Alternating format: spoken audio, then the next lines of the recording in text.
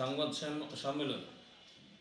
প্রিয় সাংবাদিক ভাইরা, আসসালামু আলাইকুম। আমি মোহাম্মদ শাহ আলম, পিতা মোহাম্মদ আব্দুল গনি শেখ, গ্রাম লোহাচূড়া, ডাকঘর লোহাচূড়া, উপজেলা মুকসুদপুর, জেলা গোপালগঞ্জ। আমি ৮ নং মহারাজপুর ইউনিয়ন আওয়ামী লীগের বিজ্ঞান ও প্রযুক্তি বিষয়ক সম্পাদক হিসেবে দায়িত্বরত ছিলাম। আমি মহারাজপুর ইউনিয়নে আওয়ামী লীগ হইতে সকল প্রকার পদ থেকে অদ্য 6/12/2025 ইংরেজি তারিখ হতে অব্যাহতি নিলাম। আজ থেকে আওয়ামী লীগের সঙ্গে আমার আর কোনো সম্পর্ক নেই এবং ভবিষ্যতেও থাকবে না।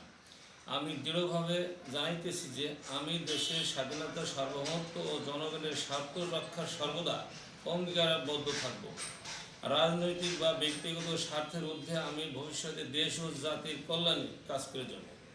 আমি স্বেচ্ছায়, সজ্ঞানে, সুস্থ শরীরে, সরল মনে রাজনৈতিক কোনো দলের চাপে না পরে আমি আওয়ামী লীগ দল হতে আজীবনের জন্য পদত্যাগ করিলাম।